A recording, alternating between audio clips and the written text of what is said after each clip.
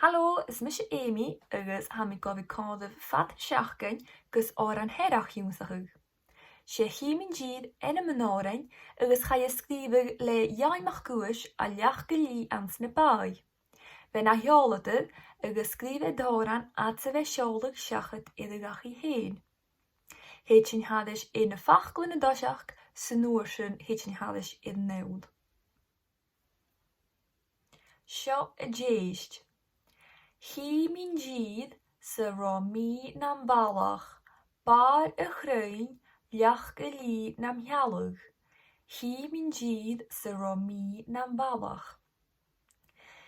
Hí mín díd sa rá mí nam ballach, bar a chrain, leach go lí nam healug.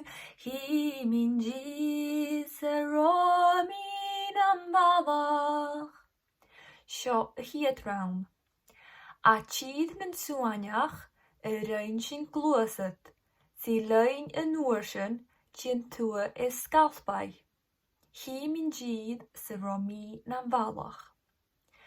A tíd min suaneach a rain sin glúasat, si lein a nuair sin tín tua is scalfbai.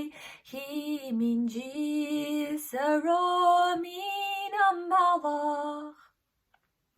Fiach sin a déist agus a hiad rawn cólag. Hí min díd sa rá mí nam ballach, bar a chrain, leach go lí nam healug. Hí min díd sa rá mí nam ballach. A tín an suaneach a rain sin glúasat, si lein an uair sin tín tua is scalfbai. Hí min díd sa rá mí nam ballach. Sced crigach cruaie chator mi fuaga, farvar a chuain áit is bóithe healas. Hí min díd sa rá mí nam ballach.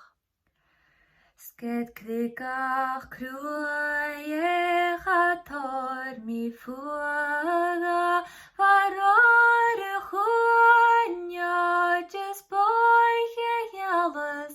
Hí min díd sa rá mí nam ballach.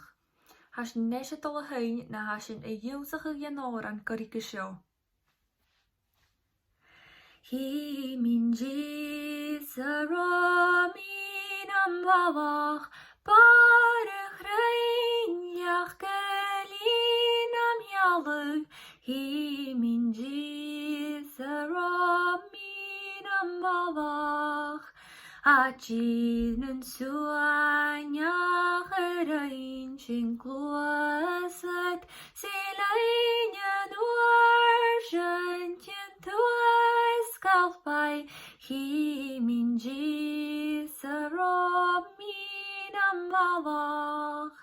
Sced crigach cruaie chator mi fuaga, farvar a chuain áit is bóithe healas. Hí min díd sa rá mí nam ballach. Hí mi marach sibh an rawn éile dúsachug, mar sin leive drásta.